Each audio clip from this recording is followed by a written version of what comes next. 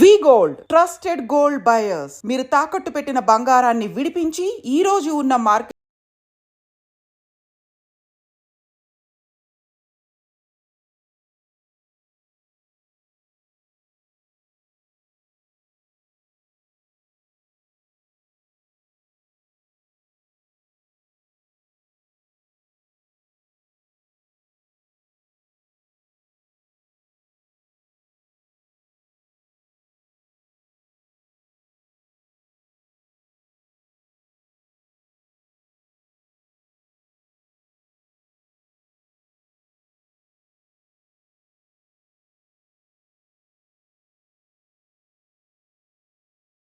Award అందుకోవడం అంటే ఆ రోజుల్లో మీ స్పందన ఎలా ఉండింది సార్? ఆ టైంలో president of India shake hand ఇస్తారు కదండి,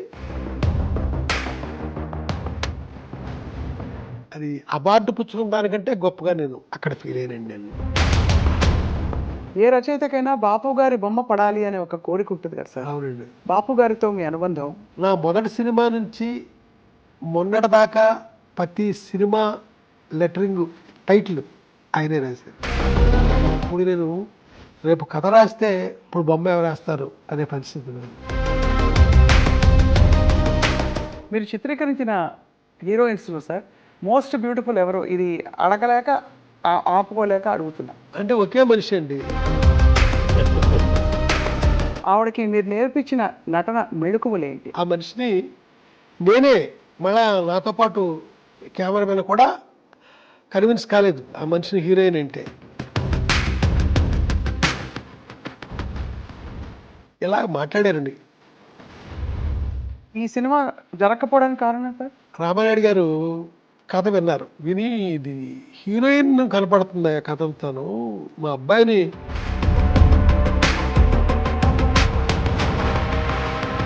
ఇళయరాజా గారితో మీ మొట్టమొదటి పరిచయం, అనుబంధం? ఒక రోజు అన్నాడు కదా ఇళయరాజా గారు, నన్ను పిలిచి ఈ సినిమా ఫైనల్ ప్రోడక్ట్ అని నువ్వు నేను పక్క పక్కనే కూర్చొని చూద్దాంరా అన్నాడు. ఒక రోజుని ఒక పెద్ద డైరెక్టర్ గారు ఒక ఆయన, ఏమయ్యా రికార్డింగ్ జరుగుతున్న కాసేపే అతను పక్కన కూర్చోవాలంటే మాకు చాలా ఇబ్బందిగా ఉంటుంది.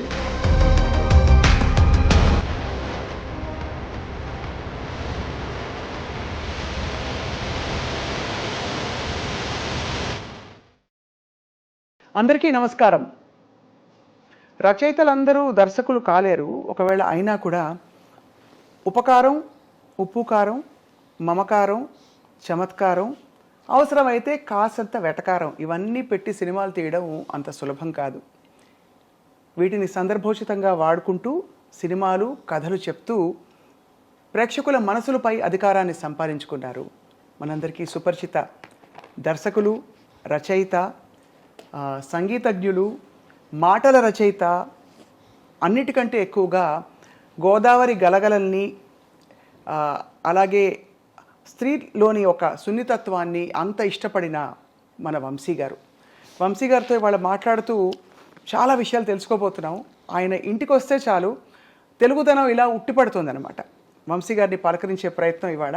వంశీ గారు నమస్కారం అండి. నమస్కారం సార్, మీ పుస్తకాల్ని ఒళ్ళో పెట్టుకుని స్ఫూర్తిగా ఇలా మొదలు పెడుతున్నాం. సంచిలో పెట్టుకోకండి వెళ్ళేటోటి. అంతేనా? ఒక్కో కాపీ ఉందా? స్పెసిమల్ లేవా? సో ఇవి ఏనాటివో చాలా 75 అండి.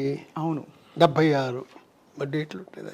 అప్పటి ప్రింటు, అప్పటి తీరుతెన్నులు. అమ్మో, పుస్తకంలో పేజీ బయటకు వస్తేనే ఎక్కడ ఇది నలిగిపోతుందా అని ఆందోళనగా ఉంది. సార్, 14 ఏళ్లకి ఇంత పుస్తకం రాయాలనే ఆలోచన మీకు ఎలా వచ్చి ఉంటుందో? తెలియదండి. అంటే ఎక్కువ చదివి తక్కువ రాయాలనేది పెద్దవాళ్ళు చెప్పింది. అలాగా మా ఊరి లైబ్రరీలో నేను బాగానే చదివాను. అలా చదువుతున్నప్పుడు రాయాలనిపించింది. ఆ రోజుల్లో ఎలా ఉండేది సార్ పుస్తకం రాయాలంటే? ఇప్పుడు రాయాలంటే పబ్లిషరు వాళ్ళకి నచ్చాలి, ఇలా రకరకాల వ్యవహారాలు ఉంటాయి. ఆ రోజుల్లో మీరు ఏంటి, చేత్తో రాసేసుకున్నారా? కలంతో రాసేసుకుని వెళ్ళి చెప్పారా నేను రాశాను ప్రచురించండి అని? నేను రాయడానికి వెనకాల ఒక కథ ఉందండి. అది ఆ కథని నేను ఆల్రెడీ రాశాను, మళ్ళీ ఇప్పుడు చెప్తా. తప్పకుండా చెప్పండి. ఏంటంటే ఒక కథ రాశానండి, దాని పేరు నల్ల సుశీల. ఆ కథ ఆంధ్రజ్యోతిలో ఆనంద దీపావళి కథల పోటీకి పంపించాను, ఆంధ్రజ్యోతికి. ఆ రోజుల్లో ఈ పోటీలంటే వేలు లక్షలు వెళ్ళి అనుకుంటాను. దాంట్లో నాకు సెకండ్ ప్రైజ్ థర్డ్ ప్రైజ్ వచ్చిందండి నా మొట్టమొదటి కథకి. వచ్చేసరికి నా ఆనందం అంత మామూలుగా లేదండి. 250 రూపాయలు చెక్ వచ్చిందండి ఆ రోజుల్లో, పెద్ద అమౌంట్, చాలా పెద్ద అమౌంట్. బో. అయితే మాకు దగ్గరలో అనపర్తి అని ఒక ఊరు ఉంది, అక్కడ స్మగుళ్ళు కూడా అమ్ముతారు ఆ ఊర్లో, దాని ఫేమస్ అనపర్తి. అప్పుడు అక్కడికి వెళ్ళి హెన్రీ శాండిస్ వాచ్ కొనుక్కుందాం అనుకున్నానండి, 125 రూపాయలు. ఇలా అనుకుని ఆనందంతో ఎగిరి గంతులు చేస్తున్నాను. నా లోపల ఒక సీరియస్ పర్సన్ ఉన్నాడు, కానీ బయటికి గలగలా ఏదో మాట్లాడుతుంటాను. అలాగా కొంతమంది అపార్థం కూడా చేసుకుంటారు నా లోపల మనిషిని తెలియని వాళ్ళు. ఇలాగా నేను సంబరంగా ఎక్కడ పడితే అక్కడ మాట్లాడుతుంటే ఎవరో కొంతమంది ప్రైజ్ ఇచ్చిందంటే మాటలు కాదు, ఏంటి కదా అని అడిగారండి. గలగలమంటే చెప్పేశాను, ఎక్కడ పడితే అడిగిన ప్రతి వాడికి చెప్పేశానండి. ఎవరో ఒక అతను ఆంధ్రజ్యోతికి ఒక లెటర్ రాశాడు. ఒక రష్యన్ కథ చదివానండి నేను, ఆ కథ ఇది అని క్లుప్తంగా కథ గురించి చెప్తూ, ఇది నా కథ గురించి, మీరు బాగుంది థీము అంటే అనువాదం చేసి పంపిస్తాము, మీకు మీ నుంచి రిప్లై ఎక్స్పెక్ట్ చేస్తున్నాము. అప్పుడు ఆంధ్రజ్యోతికి పురాణం సుబ్రహ్మణ్య శర్మ గారు ఎడిటరు, ఇంద్రగంటి శ్రీకాంత్ శర్మ గారు ఆయనకి అసిస్టెంట్. అంటే ఇంద్రగంటి శ్రీకాంత్ శర్మ అంటే మన కృష్ణ ఉన్నాడు కదా, అవును, మోహన కృష్ణ ఇంద్రగంటి, అలాగే కిరణమయ్యి వాళ్ళ ఫాదరు, నాకు గురువు తర్వాత కాలంలో. వాళ్ళు చదివి ఇదేంటి మనం ప్రైజ్ ఇచ్చిన కథ ఇదే కదా అని నా కథ ఆపేశారండి. ప్రైజ్ ఆపేసి నా చెక్కు వెంటనే వెనక పంపమని లెటర్ వచ్చిందండి, మీకు ఇవ్వట్లేదు అని. ఆ తర్వాత నేను అక్కడికి వెళ్ళి నెత్తి నోరు బాదుకుంటే, ఇంత స్టాండర్డ్ ఉన్న కథ ఇంత చిన్న కుర్రోడు రాయడం ఏంటి, నో వీడిని కాపీ కొట్టాడు అని డౌట్ వచ్చింది వాళ్ళకి. ఆ తర్వాత కాలంలో పురాణం సుబ్రహ్మణ్య శర్మ గారు నన్ను పిలిచి, నువ్వే నిజంగా కాపీగానే కొట్టకపోతే నువ్వు ఏమి రాయి, నీ ఫ్యూచర్లో వేస్తానే ఉంటాను నా ఆంధ్రజ్యోతిలో. కానీ ఇప్పుడు టైం అయిపోతుంది, తర్వాత వారమే దీపావళి ఇష్యూ బయటకు వచ్చేది, దీపావళి కథల పోటీకి గదని పంపించింది అని వేరే పాలకొండేటి సత్యనారాయణ గారికి ఏరుదాటిని కెరటం అనే కథకి ప్రైజ్ ఇచ్చేసారు, అది పక్కన పారేసి. తర్వాత వాడికి లెటర్ రాశారండి, ఎవరైతే ఆంధ్రజ్యోతికి రష్యన్ కథ అనువాదం చేస్తున్నానో అని అన్నాడో అతనికి లెటర్ రాశారు. అతని నుంచి ఏ రిప్లై లేదండి. అయితే వాళ్ళు ఈ రకంగా చీట్ చేశారు అని అర్థం చేసుకున్న శర్మ గారు నా కథను పబ్లిష్ చేశారు. ఆ తర్వాత వెంటనే నవలా ప్రియదర్శిని ఒక స్కీమ్ పెట్టారండి. ప్రతి నవల 12 వారాలే, అంతకుముందుకి చిన్న చిన్న నవళ్ళు. ఆ స్కీమ్లో నేను ఏమీ డల్ అవ్వకుండా నవల రాసేసానండి. ఒక ఆవిడ అద్భుతంగా ఉంటుంది హ్యాండ్ రైటింగ్, ఆవిడ పేరు భానుమతి, ఆవిడ కాపీ రాశారు. రాసేందుకు ఆవిడకి 116 ఇచ్చాను. ఆ రోజుల్లో పెద్ద అమౌంట్, 116 ఇచ్చాను ఆవిడకి. ఆవిడని భానుమతి పిన్ అనేవాడిని. ఆవిడ కాపీ రాశారు, ఆంధ్రజ్యోతికి పంపిస్తే సెలెక్ట్ అయింది. అదే మీ చేతిలో ఉంది, మంచు పల్లకి. ఎంత అద్భుతం సార్. అయితే తర్వాత నా సినిమా పేరు కూడా ఇదే పేరు, బట్ సినిమా కథ వేరే, ఈ కథ వేరే. అయితే సినిమాకి ఆ టైటిల్ పెట్టడానికి డైలారేటర్ కారణం అండి, ఆయన ఈ పేరు పెడదామని అంటే సరే అన్నాను నేను. సో అప్పటి నుంచి ఇప్పటి వరకు మరి ఎంతో సృజన ఉన్న ప్రయాణం మీది. ఇప్పుడు ప్రపంచం చూస్తే ఏమనిపిస్తుంది సార్ మీరు? అంటే వెనక్కి తిరిగి చూసుకున్న మీ ప్రయాణము, మీకు పరిచయమైన వ్యక్తులు, మీరు పెరిగిన వాతావరణం అన్నీ చూసి ఇప్పుడు చూస్తే జీవితం ఏమనిపిస్తుంది? ఏమనిపించడం కాదండి, నేను ఏంటంటే మనల్ని బట్టే, మన నుంచే మన జీవితం, మన ప్రవర్తన నుంచే. తిరువణామల ఎలా అనిపించింది 76లో, చలంగారం చూడాలనిపించింది నాకు, ఎందుకంటే ఆయన కంప్లీట్ సాహిత్యం చదివేశాను. అక్కడికి వెళితే నాకు అన్నీ అద్భుతంగానే ఉన్నాయండి, చలంగారితో పాటు ఆశ్రమం ప్రతిదీ. ఆ తర్వాత అప్పుడే రమణ భగవాన్ పరిచయం నాకు, ఆయన చదివి ఆయన చూడడం అంతే. అంటే మన ఇష్టాలకు తగ్గట్టు మనం వెళుతున్నాం కదా, అక్కడ నేను అద్భుతం చూస్తూ వస్తున్నానండి. ఇష్టం లేనిది నేను ఎప్పుడు ఎక్కడికి చూడలే. కాబట్టి నాకు ఈ శత్రువులు, నాకు నచ్చని వాళ్ళు తక్కువే. నాకు వంశీ గారికి సినిమా దర్శకత్వంలో ప్రవేశం అది వాళ్ళ అవసరం బట్టి మీరు అందుకున్న ఒక అవకాశంగా మాకు తెలుసు, అంతే కదా సార్? అవునండి, వాళ్ళకి డైరెక్టర్ అనేవాడు ఎవరో ఫిక్స్ అవ్వట్లేదు. బాపు గారి దగ్గర నుంచి, జంజాల్ గారి దగ్గర నుంచి, వేజేడ సత్యనారాయణ, ఇయరింగ్ శర్మ, ఇలా చాలామంది అనుకున్న వాళ్ళకి ఎవ్వరూ డైరెక్టర్ ఫిక్స్ అవ్వట్లా. ఖర్చు అవుతుంది, ఆఫీస్ మెయింటైన్ అవుతుంది, నెల గడుస్తుంది. డైలీ మన ఆఫీస్కి వస్తున్నాడు, ఏటో హంగేరియన్ ఫిల్మ్స్ అంటున్నాడు, పోలాండ్ ఫిల్మ్స్ అంటున్నాడు, ఏంటో మాట్లాడుతున్నాడు, టెక్నాలజీ గురించి మాట్లాడుతున్నాడు. చూస్తే శంకరాభరణం అలాంటి సినిమాలకు అసిస్టెంట్ డైరెక్టర్, సీతాకోచలక అలాంటి వాటికి ఈయన ఎందుకు పెట్టకూడదు అనేసి వేమూరి సత్యనారాయణ గారు కనిపించింది. ఆయన ఎగ్జిక్యూటివ్ ప్రొడ్యూసర్ ఆ సినిమాకి. అలా వాళ్ళకి అవసరమై నన్ను డైరెక్టర్ చేశారు. వంశీ గారి సినిమాల్లో అందం అంటే చూసే వాళ్ళ కళ్ళల్లో ఉంటుందని అంటారు, కానీ మీ సినిమాల్లో అమ్మాయి కళ్ళే అందం అని నమ్మిన వ్యక్తి మీరు. ఎందుకు సార్ కళ్ళతో మీకుండే అనుబంధం? తెలియదండి, అలాంటి కళ్ళని మొట్టమొదటి చూసానేమో. అలాంటి కళ్ళు నేను మొట్టమొదట మా ఊళ్ళో చూశానండి. ఒక మనిషి హాస్పిటల్లో నర్సు, ఆ మనిషిని నేను రెగ్యులర్గా చూస్తూ ఉండేవాడిని, అంతే, చూడడమే. నాకంటే పెద్ద ఆవిడ. ఓసారి రోజు చూడడానికి వెళ్ళేవాడండి, అతిశైకిల్ వేసుకుని వెళ్ళేవాడిని ఆవిడ చూడడానికి, మా పక్కూరు. ఒకసారి నేను వెళ్ళబోతుంటే ఎవరో ఒక అతను, నువ్వు ఎక్కడికి వెళ్తున్నావు నాకు తెలుసు, వెళ్ళొద్దులే అన్నాడు. అన్నాను, అమ్మాయి చచ్చిపోయింది కదా అన్నాడు. ఆ తర్వాత డల్ అయిపోయింది. నేను మళ్ళీ అలాంటి అమ్మాయిని మద్రాసులో మళ్ళీ చూశానండి. ఆ అమ్మాయే మీ హీరోయినా? అంతే కదా, ఆ అమ్మాయే మీ హీరోయిన్. నేను పరిచయం చేసిన హీరోయిన్, అంటే నా సెకండ్ ఫిల్మ్లో హీరోయిన్.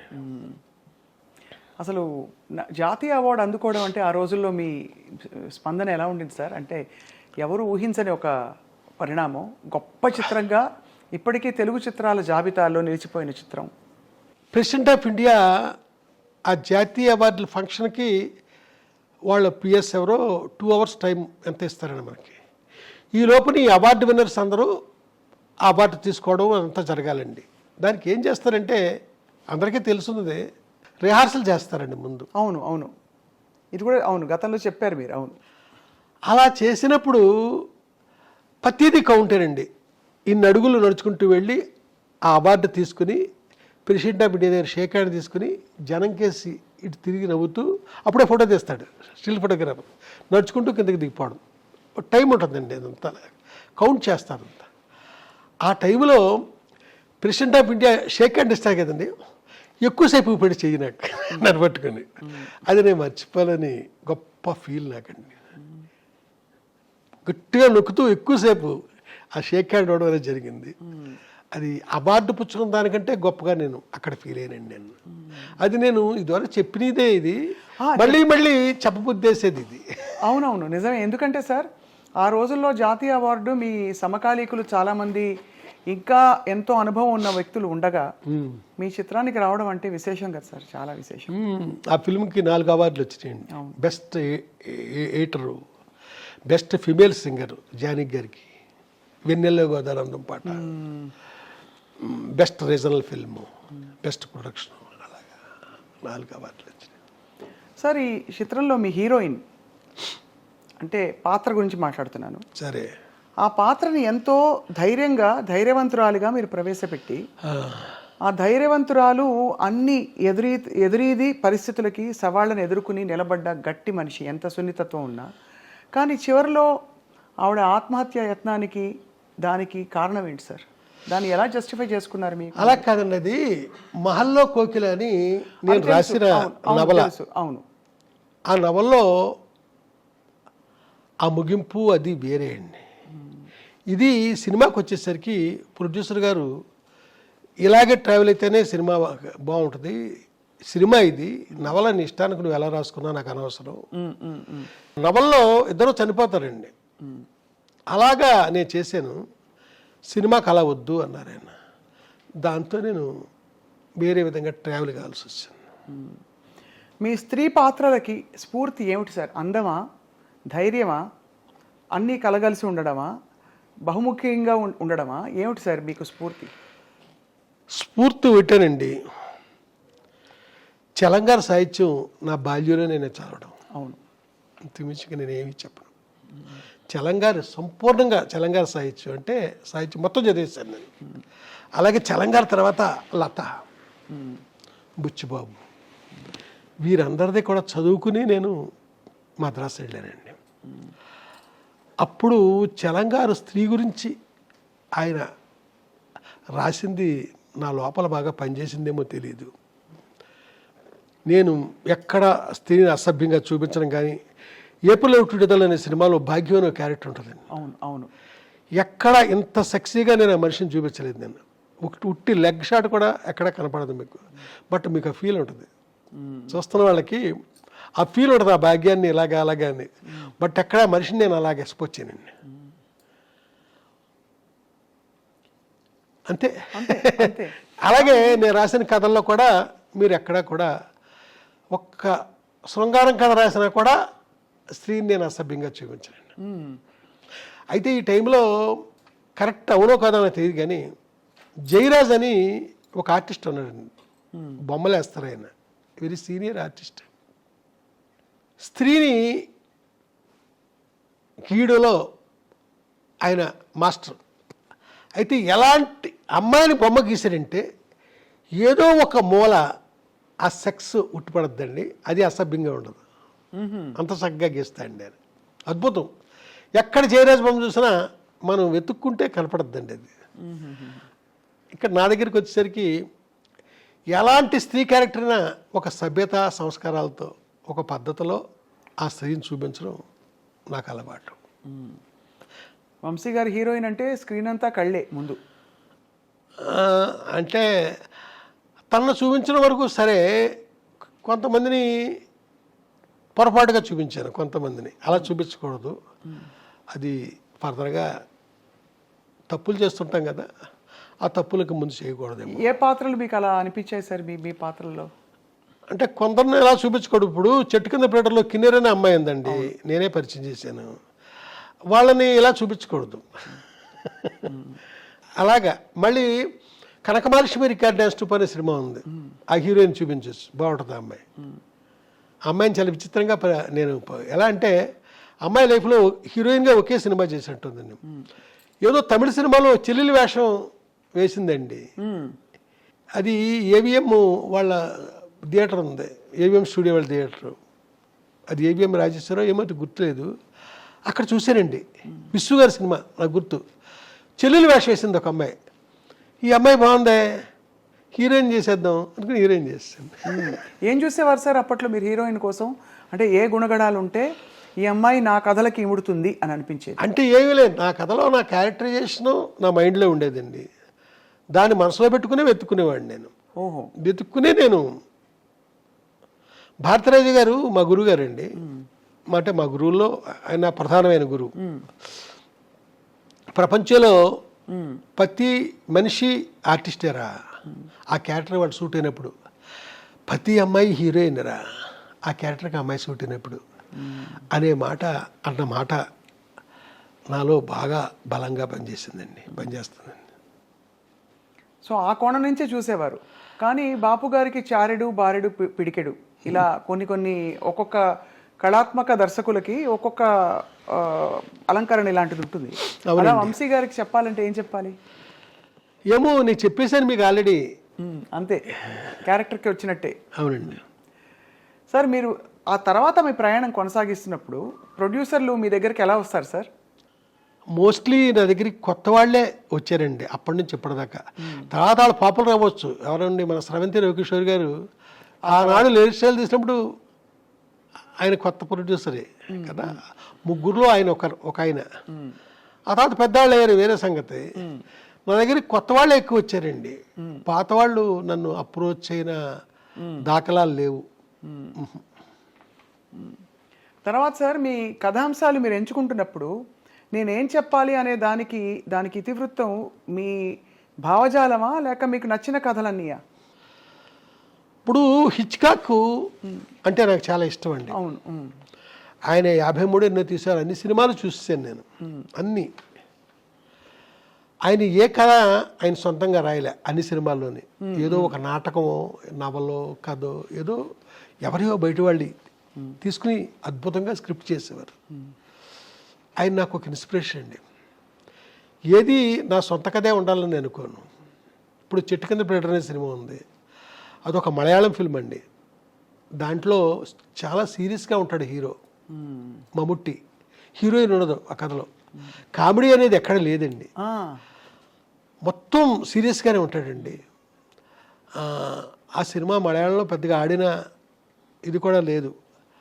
దాన్ని మేము తీసుకుని తెలుగుకి హ్యూమరు అంతా అద్భుతంగా జాయిన్ చేసి దాంట్లో పాత సామాన్లు కొంటామని ఒక క్యారెక్టర్ ఉంటుందండి. అది మహా అద్భుతంగా ఆ కామెడీ అంతా మేము చేసామండి. చాలా అద్భుతంగా తనికెళ్ళ భరణి దానికి వర్క్ చేయడం జరిగిందండి. అయితే ఇది అప్రస్తుతమేమో ఇప్పుడు నేను మాట్లాడేది. ఆ చిటికల ప్రేటర్ సినిమా ఆర్ఆర్ జరుగుతున్నప్పుడు ఇళయరాజా గారు నా కేసు చూసి ఇది కూడా హిట్ అయ్యే సినిమాలాగా ఉందరా అన్నారు. ఎలా అన్నారో మరి. ఆ సినిమాలో ఆ డ్రామా కానీ ఏం కానీ ఆ ఊర్వశి శరత్ బాబు వాళ్ళ క్యారెక్టర్స్ అదంతా ఆ సినిమా అనుకున్నంతగా ఆడింది. అద్భుతమైన పాటలండి. అంటే నా ప్రతి సినిమాలో పాటలు బాగుంటాయి, అది వేరే సంగతి. దాంట్లో కూడా చాలా బాగుంటాయండి పాటలు, మంచి మంచి పాటలు ఉన్నాయి. ఆ సినిమా ఒక మోస్తరుగా ఆడడానికి కారణం హీరోయిన్ అండి. అవును, వర్కౌట్ అవ్వలేదు. హీరోయిన్ వర్కౌట్ అవ్వలేదు. మీవి ఒక మోస్తరుగా ఆడిన సినిమాలని చెప్పినా ప్రేక్షకుల వరకు అవి హిట్ సినిమాలే సార్.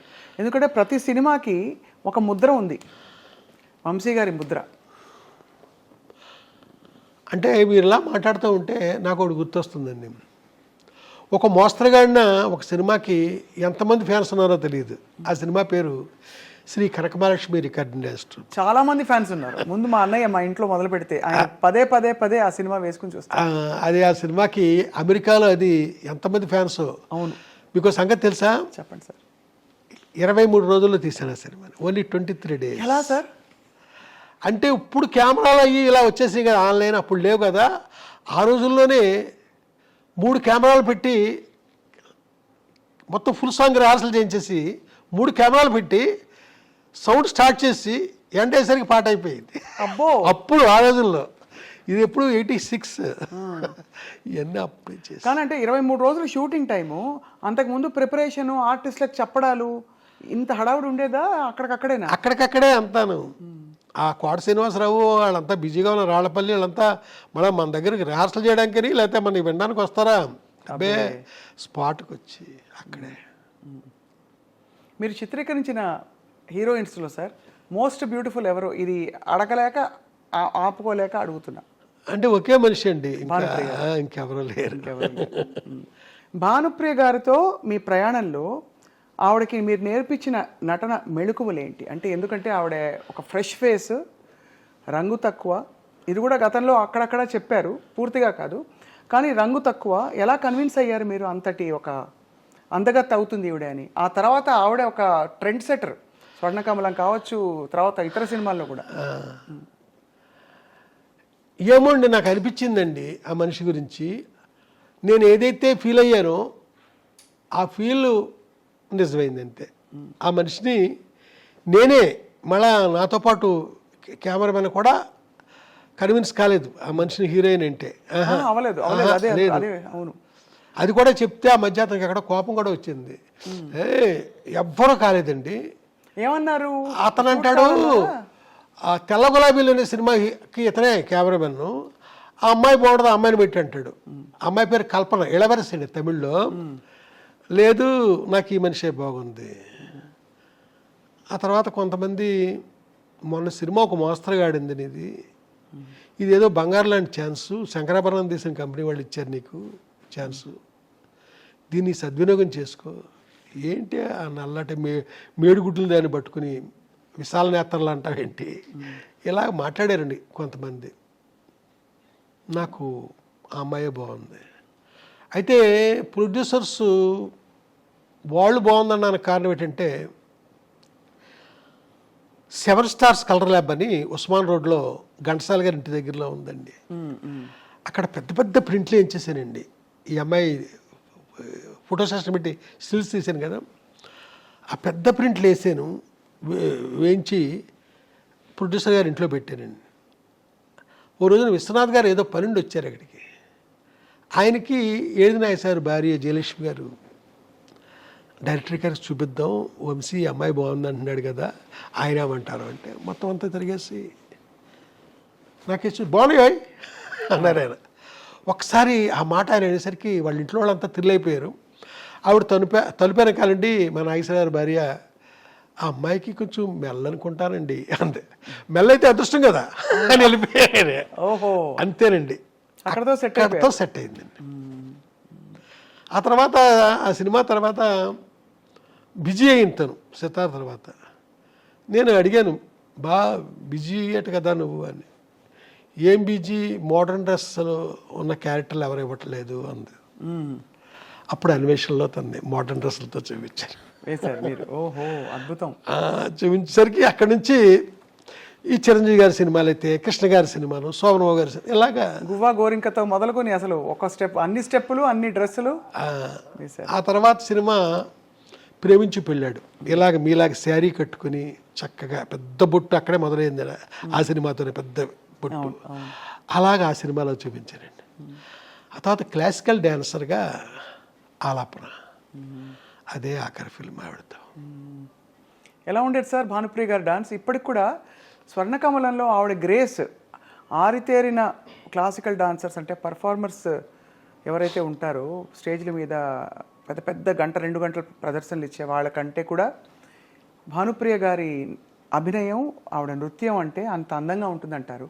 ఒక డైరెక్టర్ కళ్ళతో మీరేం ఫీల్ అయ్యారు ఆవిడ నటన? నేను ఫీల్ అవ్వడం కాదండి, ఒక్క హీరోయిన్తో మట్టుకి తన అంటే ఇక్కడ మీకు ఒకటి చెప్పాలి, భానుప్రియది ఫోర్స్ అండి, వాళ్ళ చెల్లెలది గ్రేస్.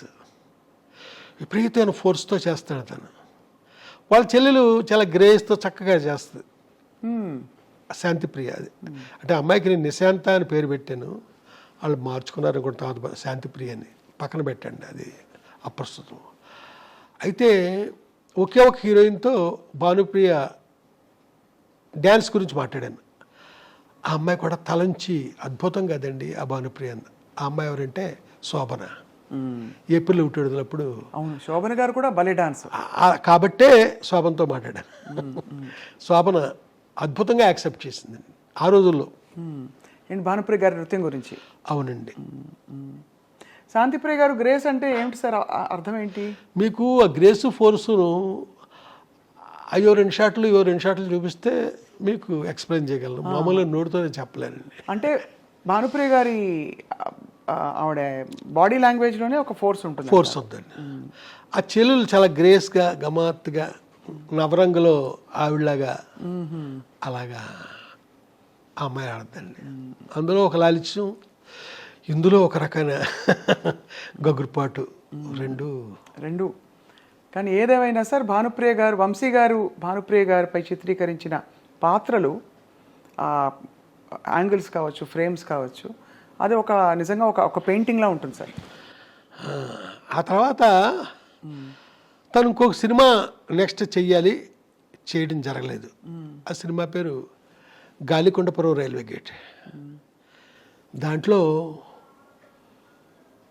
లతా మంగేష్కర్ గారు 3 పాటలు పాడారండి. ఒక పాట నేను మా ఇళయరాజా గారు రాశాం, అంటే పల్లవి ఆయన రాశారు, చరణాలు నేను రాశాను.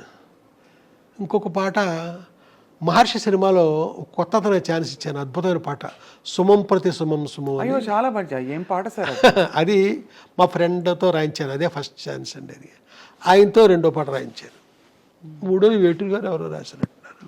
3 పాటలు పాడారు. ఈ సినిమా జరగకపోవడానికి కారణం సార్? జరగకపోవడానికి కారణం ఏంటంటే వెంకటేష్ గారు హీరో అనుకున్నామండి. రామానాయుడు గారు కథ విన్నారు, నేను చెప్పలే కథ, వేమూరి సత్యనారాయణ గారు చెప్పారు.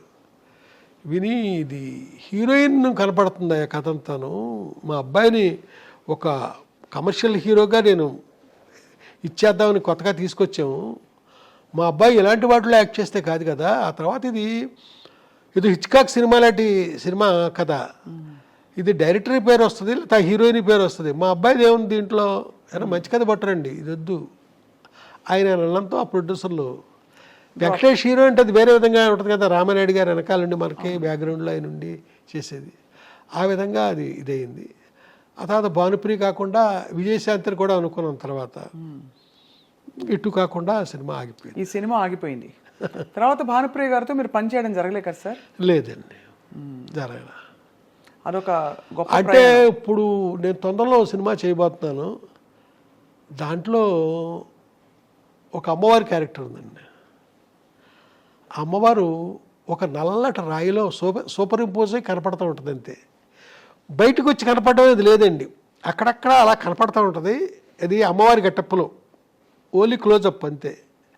అది భానుప్రియ అనుకుని నేను కథ రాశాను, అది ఆ వద్ద ఫ్యూచర్లో చూడాలి అంతే. మీకు ఆ రాయిలోనే కనపడుద్ది, బయటకు వచ్చి కనపడే అవన్నీ మాట అవన్నీ ఏమీ లేవండి. బ్లెస్ చేస్తూ ఉంటే చాలా ఇంపార్టెంట్ క్యారెక్టర్. ఆ రాయిలే, ఆ నల్లటి రాయి అండి, అక్కడ భానుప్రియ గారి పాత్రే ఉంటారు. తన క్లోజ్ సూపర్ ఇంపోజ్ అయ్యి ఉంటుందండి. అక్కడ ఆ అమ్మవారి పేరు పొంతలో ముసలమ్మ తల్లి. పొంతలో ముసలమ్మ తల్లి. పుంతలో ముసలమ్మ తల్లి. అంతేనండి, తప్ప ఇంకా మనకి ఎక్కడ. అడిగారా సార్ భానుప్రియ గారిని? అంటే లేదండి, ఆవిడతో మాట్లాడి ఆవిడ చూసే ఒక 35 ఏళ్ళు 38 ఏళ్ళు అయింది ఆవిడ చూసి, ఆవిడతో ఎప్పుడు మాట్లాడింది కూడా ఎప్పుడు లేదండి.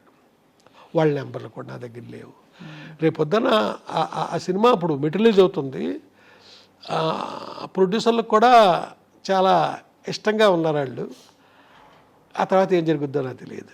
ముందు ప్రేక్షకులు అందరూ ఇష్టంగా ఉంటారు సార్, అప్పటి హిట్ కాంబినేషన్ మళ్ళీ ఇలాగైనా సరే, అంటే ఈ విధంగానైనా మళ్ళీ తెరపై ఎప్పుడు మనకు ఆ రాయిలో సూపర్ ఇంపోజే కనపడద్దు, మనిషి మామూలుగా బయటకు వచ్చి కనిపించారు. అదే అదే అదే బట్ చాలా వైటల్ ఇంపార్టెంట్ క్యారెక్టర్ అండి. ఆ క్యారెక్టర్ లేకుండా ఉండాలి. అంతా కాదు, అక్కడక్కడ తను ఆ క్యారెక్టర్ లేకుండా మీకు అక్కడ సీన్ లేదు, ఆ సీన్ లేకుండా ఈ కథ లేదు. వంశీ గారికి మరి అంత అందమైన హీరోయిన్లు ఎలా ఉన్నా కూడా అంత అందంగా చూపించిన వంశీ గారు, మరి మీకు ఈ తరం హీరోయిన్లు నచ్చుతారా సార్? మరి నేను ఈ మధ్యకాలంలో సినిమా చేయలే, మళ్ళీ ఇప్పుడు చాలా కాలం తర్వాత చేస్తున్నాను, చేయబోతున్నాను, చూడాలి నచ్చేలాగా. ఏమనిపిస్తుంది ఇప్పుడు చూస్తున్న సినిమాలు? మీరు సినిమాలు చూస్తారు కదా సార్? బలే అంటే నేను థియేటర్కి వెళ్ళి చూస్తానండి. థియేటర్కి వెళ్ళి అన్నీ చూస్తారా? అన్ని ఈ మధ్య కాలంలో వచ్చిన చాలా సినిమాలు, చాలా మంది హీరోయిన్లు చూస్తుంటారు. ఈ మధ్యకాలంలో నాకు బాగుందంటే కా అనే సినిమా వచ్చింది కదా, ఆ అమ్మాయి నాకు బాగుంది. అంటే ఆ సినిమా తప్ప ఇంకెవరు నచ్చలేదు సార్ పెద్ద? ఇప్పుడు మనకి బొక్కుని మీకు అడిగారు కాబట్టి వెంటనే స్ట్రైక్ అయింది. ఇప్పుడు బాగా మీకు డాన్స్ మీద మీరు దృష్టి పెడతారు, బాడీ లాంగ్వేజ్ మీద పెడతారు కాబట్టి సాయి పల్లవి. అయ్యో అమ్మాయి అద్భుతం, అసలు మాట్లాడొద్దండి. శ్రీలీల బాగుంటారండి వాళ్ళంతా. సాయి పల్లవి అంటే అసలు నేను ఇంకో మాట మాట్లాడండి నేను. అవునా సార్? అంటే అమ్మాయిలో గ్లామర్ అది కాదు, అద్భుతమైన పర్ఫార్మర్ అమ్మాయి, మామూలు పర్ఫార్మర్ కాదు, చాలా అద్భుతం. ఎంతో మంది మనకి గుర్తొస్తారండి, చాలా అద్భుతమైన. సార్ మీ ప్రయాణంలో మీరు ఇంత భావుకులు, ఇది ఉండబట్టుకోలేక అడుగుతున్నా, మీకు ఎందుకు బ్యాగులు ఇష్టం అని ఎలా అడిగితే అడుగుతారు. మీ స్త్రీలతో మీ సంబంధాలు ఎలా ఉండేవి చిత్ర పరిశ్రమలో? నేను నాకేంటో తెలియదండి, నాదంతా మానసికమైన సంబంధం తప్ప ఫిజికల్గానే పెట్టుకోనండి, ఏంటో తెలియదు నాకు ఎవరితోని.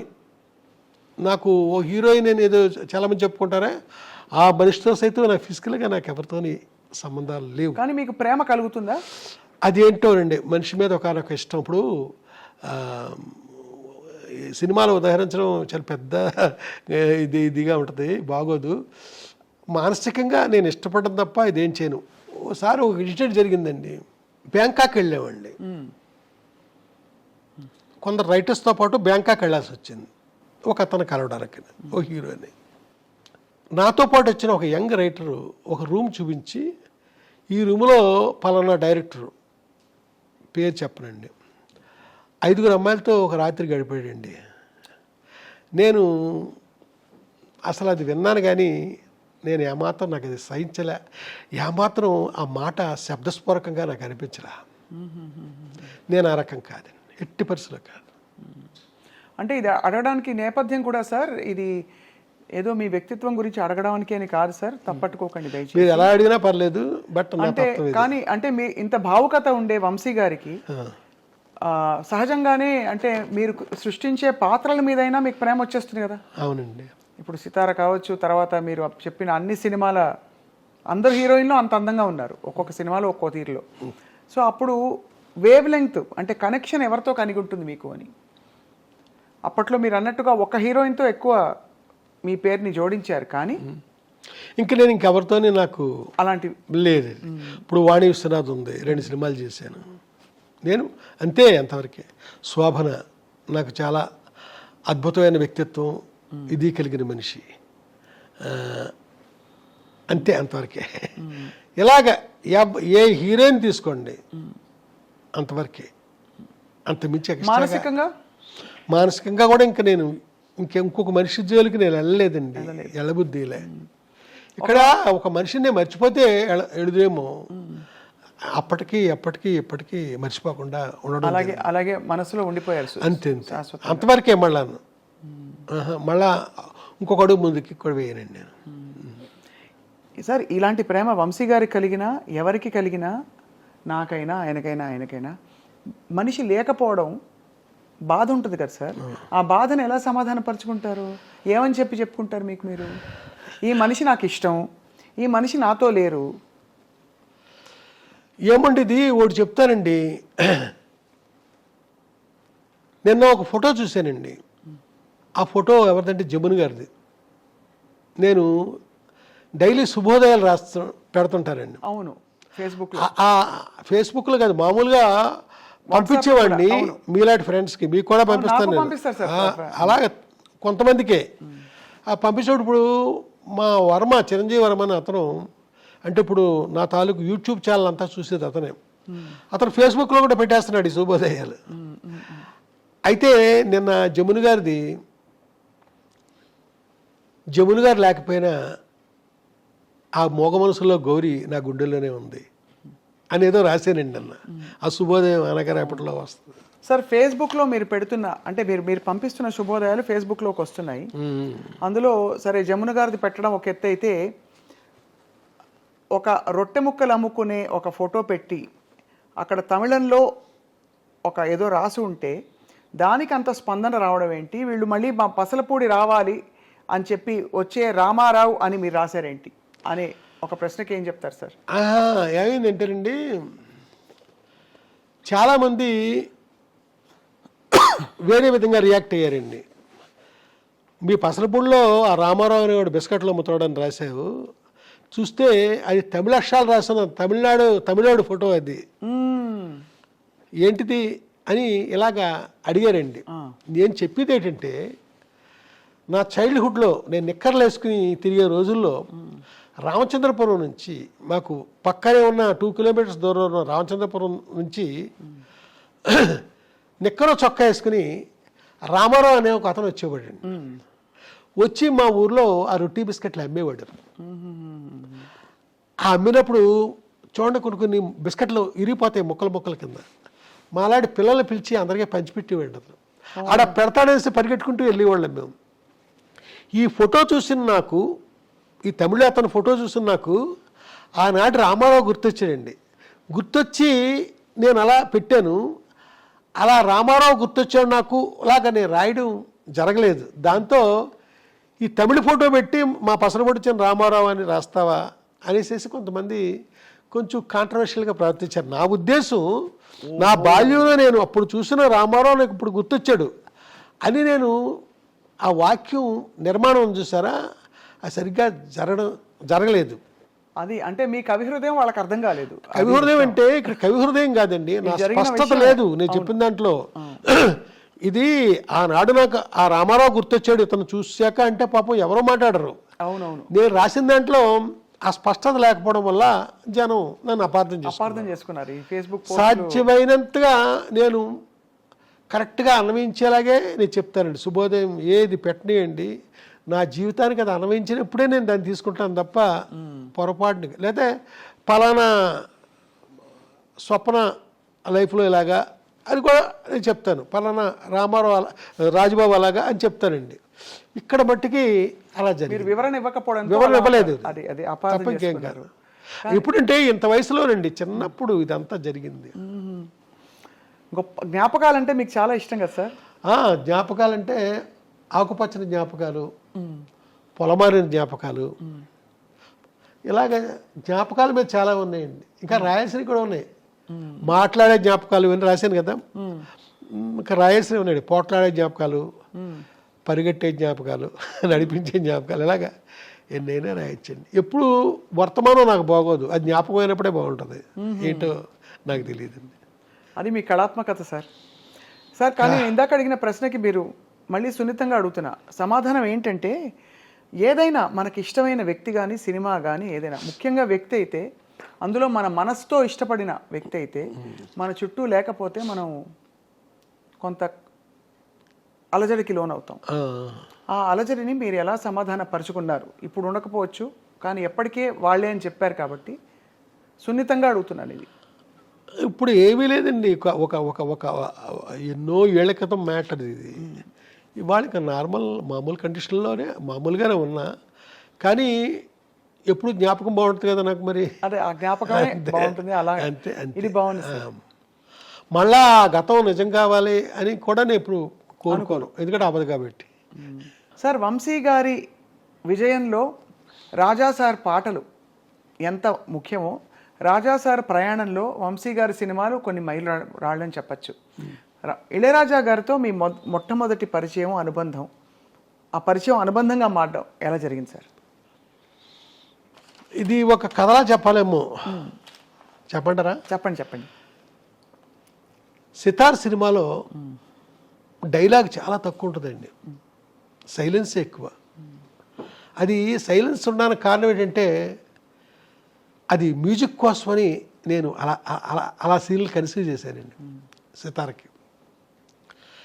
రామనాయుడు గారి థియేటర్లో నేను మాట్లాడేది మద్రాసు గురించి, చెన్నై గురించి. రామనాయుడు గారి థియేటర్లో సితార డబుల్ పాజిటివ్ ప్రొజెక్షన్ వేసేవండి ఆ నైట్. సినిమా చూసారండి, ఏడు నాగేశ్వర గారి ఫ్యామిలీ మొత్తం, యూనిట్లో జనం మొత్తం అంతా దాదాపు 100-150 మంది చూశారండి. ఎక్కడా డైలాగ్ లేదు, కామెడీ లేదు, ప్రతి ఒక్కరికి కూడా విపరీతంగా బోరు కొట్టేసిందండి. నాగేశ్వరరావు గారు అయితే శంకరాభరణం లాంటి ఒక కావ్యం తీసిన నిర్మాతని పొరపాటుని కుర్రగాడికి సినిమా ఇచ్చి ఎంత తప్పు చేశాను నేను అని ఆయన అంత దారుణంగా ఫీల్ అవ్వడం జరిగింది. చాలా క్రైమ్ చేశాను నేను, ఎంత తప్పు అయింది అనేసి. అలాగా రాత్రి నాకు ఇంకా నిద్ర పట్టలేదండి. అప్పుడు స్మోక్ చేసేవాడు, తెక్కాల్చేసాను సిగరెట్లు. అప్పుడెప్పుడో, ఇప్పుడు ఏమీ లేదు, చాలా ఏళ్ళు అయింది, 25 ఏళ్ళు అయింది, 30 ఏళ్ళు అయింది మానేసి. చాలా డిప్రెషన్కి వెళ్ళిపోయానండి, ఏం చేయాలి అని. నెక్స్ట్ డే ఇళయరాజా గారు చూస్తున్నారు, ఆర్ఆర్ కోసం ముందు ఆయన చూస్తారు సినిమా. చూశాక ఇన్ఛార్జికి చెప్తారు, స్పెషల్గా ఇన్స్ట్రుమెంట్లు రావాలి అంటే 1 వేళ కాదు 3 వేళలు కావాలి ఇలాంటివి. అప్పుడు చెప్తారు 2 ఫ్లూట్లు ఇలాగే చెప్తారండి, సరోద్దు చెప్పు, షహానాయ్ పిలువు, ఇలాగా చెప్తారండి ప్రొజెక్షన్ నుంచి బయటకు వచ్చాక. ఆ మధ్యాహ్నం మళ్ళీ డి రామానాయుడు గారి స్టూడియోలోనే, అదే థియేటర్లోనే చెన్నైలో ప్రొజెక్షన్ ఇళయరాజా గారు చూస్తున్నారండి. ఆయన చూస్తున్నాయండి, సైలెన్స్ అది మామూలుగా వెళ్తుంది. ఇంటర్వ్యూలు అయ్యాక డైరెక్టర్ ఎక్కడా అన్నాడు ఆయన. అనేసరికి ఏడు నాగేశ్వరరావు గారు ఎక్కడెక్కడ ఉంటాడులేండి, ఏంటి ఇలా రాయ్యా, నా అక్కడికి ఉన్నాను మూల వచ్చి అతను పక్కన కూర్చోబెట్టుకున్నాడు నన్ను. మొత్తం సినిమా చూశాక ఎన్నాళ్ళకి నేను అద్భుతంగా పనిచేయడానికి ఒక సినిమా దొరికింది నాకు, చెప్తాను దీనిపైన రేపటి నుంచి అని కానికి వెళ్ళిపోయాడండి. ఒక్కసారి ఏదైనా బుర్ర పని చేయలేదు, నన్ను పిలిచి సరేట్లాగే చెప్తాను అన్నాక ఆ నెక్స్ట్ డే నుంచి ఒక్కొక్క రీలు ఆయన అన్నాడు కదా, నేను 70mm ఆ పెద్ద స్క్రీన్ చూస్తూనే రికార్డింగ్ చేస్తాను ఈ సినిమాకి, చిన్న స్క్రీన్ మీద చేయను అంటే ఆ 70mm థియేటర్లో డేట్లు తీసుకుని అప్పుడు అక్కడ మొదలెట్టారండి. ఒక్కొక్క రోజుని ఒక్కొక్క రీలు ఈయన ఆర్ఆర్తో నిండుతుంటే సినిమా ఎక్కడికో పోతుంది. అలాగా ఒక రోజున అన్నాడు కదా ఇళయరాజా గారు, నన్ను పిలిచి ఈ సినిమా ఫైనల్ ప్రోడక్ట్ని నువ్వు నేను పక్కనే కూర్చొని చూద్దాంరా అన్నాడు. అంటే నన్ను ఎంత ఇష్టపడ్డాడో చూడండి. అలాగా ఆ సినిమాతో ఆయనకి దగ్గర అయ్యారండి. నెక్స్ట్ ఆ సితార్ తర్వాత పూర్తి కాంట్రాస్ట్ సినిమా ఇంకోటి చేశాను, అన్వేషణ. అబ్బా, అన్వేషణ సహజంగా ఇళయరాజా గారు ఆర్ఆర్ 4:7-9 అంటే మార్నింగ్ 7 గంటల నుంచి రాత్రి 9 గంటల దాకా 4:7-9 ఆర్ఆర్ అయిపోద్దండి. ఆయన 8:7-9 చేసిన టైటిల్స్ మిగిలిపోయినాయి. అవట్లా అంత ఆర్ఆర్ ఉందండి. ఆ సినిమా చూస్తూ చేస్తున్నాడు మ్యూజిక్. ఏనాడు పక్కనే ఉంటాను కదా, ఇలాగుంది అలాగుందని ఏమీ మాట్లాడలా, అద్భుతం జరిగిపోతుంది అక్కడ తెర మీద చూస్తూ. దాని తర్వాత ఆ సినిమా హిట్టు అది మొత్తం అంతా జరిగిపోయింది అద్భుతంగా. అసలు అయిపోయిన తర్వాత నెక్స్ట్ అద్భుతమైన పాట అండి. వాళ్ళ మధ్యాహ్నం గోపెమ్మ చేతిలో గోరు ముద్ద, రాధమ్మ చేతిలో వెన్న ముద్ద అని ప్రేమించి ఆ పాట నోట్స్ ఇచ్చేసాడు, 2-9 నోట్స్ ఇచ్చేసాడు. రేయ్ నాకు సైట్ వచ్చింది అంటున్నారు, చెత్వారం డాక్టర్ దగ్గరికి వెళ్తున్నాను రా అన్నాడు. ఇద్దరం కారులో వెళ్ళాం. అలాగే ఎన్ని చోట్లకో తీసుకెళ్ళేవాడు నన్ను. వెళ్తే రాయపేటలో ఒక ఇంటి ముందు సిమెంట్ సోఫాలు ఉన్నాయండి. ఇంటి ముందు సిమెంట్ సోఫాలు, అక్కడ కూర్చున్నాము. మమ్మల్ని చూసిన మనిషి లోపలికి వెళ్ళి ఒక ఆయనకి చెప్పాడు. ఆయన చొక్కా బటన్స్ పెట్టుకుంటూ బయటకు వచ్చాడండి. ఆయన ఎవరంటే సౌందరరాజన్ గారు, ఓహో క్యారెక్టర్ ఆర్టిస్ట్. వచ్చి ఈ కారులో కూర్చున్నాం. ఈ కుర్రోడెవడు రాజా అన్నాడు నన్ను చూసి.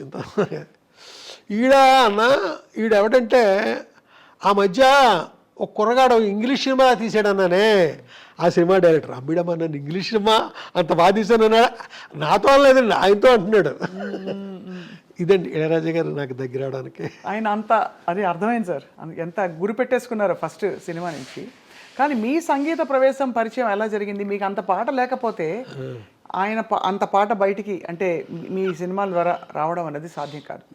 మీకే స్వతహాగా చిన్నప్పుడు సంగీతంతో నేర్చుకోవడం. నా సంగీతం పక్కన పెడితే మన రాజ్కోటిలో రాజుగారు ఉన్నారు కదండి, ఆయన ఇక్కడ నేను శ్రీ కాణిపాక వరసిద్ధి వినాయక సుప్రభాతం అని ఒక నా మ్యూజిక్లో ఒక 1 hour ప్రోగ్రామ్ చేశానండి. బాలుగారు పాడారు, నారా రామూర్తి నాయుడు గారు దాని ప్రొడ్యూసరు.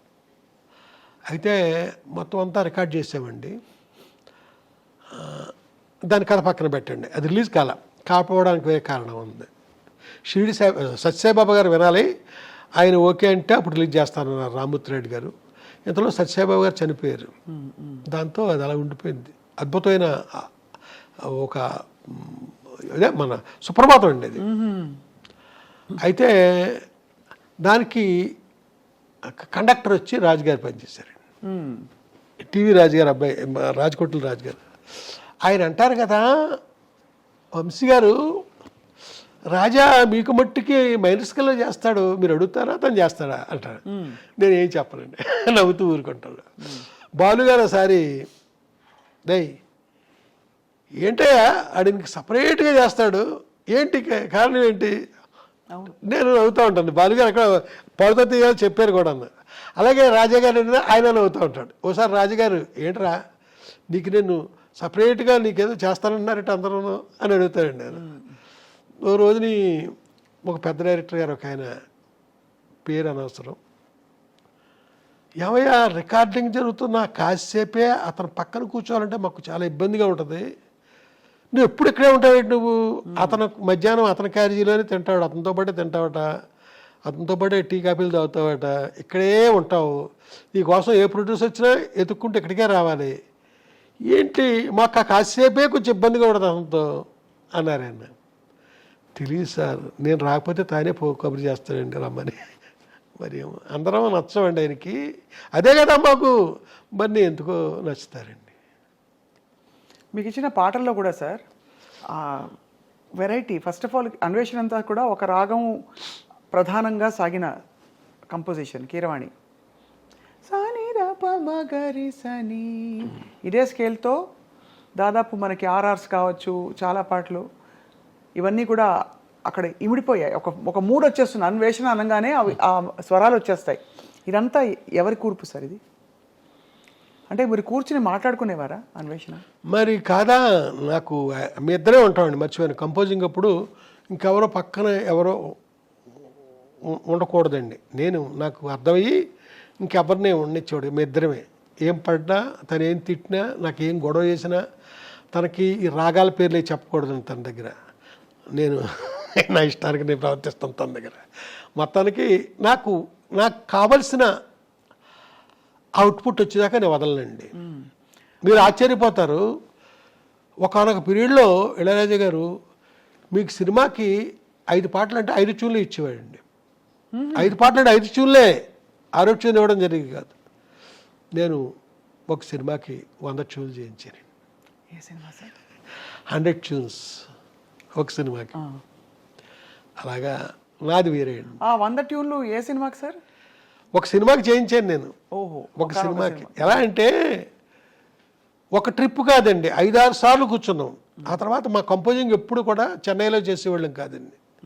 తమిళనాడు లోపల అడుగుల్లో ముఖ్యంగా ఎక్కడెక్కడో అలాగ ఆయన కూడా తిరుగుతూ లేకపోతే తిరువన్నమలై రమణాశ్రమంలోనో అక్కడ ఆయన కాటేజ్ ఉందండి, ఆశ్రమంలో. ఇలాగా అంటే ఎందుకు 100 చేయించా? ఆయన సంగీతం అంతా అమృతం. రాజా సార్ సంగీతం అంటే అమృతం, ఇలా పట్టుకోవాలి దోసిట్లో. అలాంటిది వంశీ గారికి అది ఇవ్వడలేదంటే కారణం ఎలా అంటే కథాంశానికి నాకు నచ్చితే నా ముఖంలో రియాక్షన్ ఒక రకంగా ఉంటుందండి. నా ముఖంలో సరైన రియాక్షన్ రాక తను చేస్తానే ఉంటాడు. మీ సంగీత ప్రయాణం చెప్పలేదు సార్. మీరు చిన్నప్పుడు ఏమైనా నేర్చుకున్నారా? ఏదో అండి, స్థారీపులకు న్యాయంగా. మరి మీరు కంపోజర్ ఎలా అయ్యారు?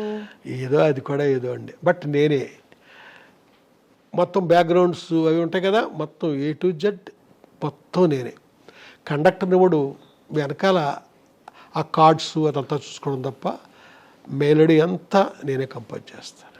అన్ని సినిమాలకి? నేను చేసిన ప్రతి సినిమాలో మెలోడీ అంతా మీరే?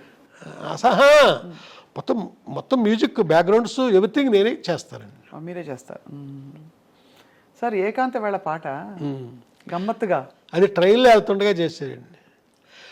తెల్లవారుజాముని రైలు వెళ్తుందండి. అప్పటికి ఏసీ లేదనుకుంటానండి, ఫస్ట్ క్లాసే ఏసీ. ఇద్దరం కూపేలో ఉన్నామండి. నేను రాత్రిపూట పడుకున్నాను, లేచిపోయానండి. లేచిపోయేసరికి అప్పటికే తను దూరంగా ఏదో ఒక పాత కోటను చూస్తున్నాడండి, మంచులో కనబడుతుంది.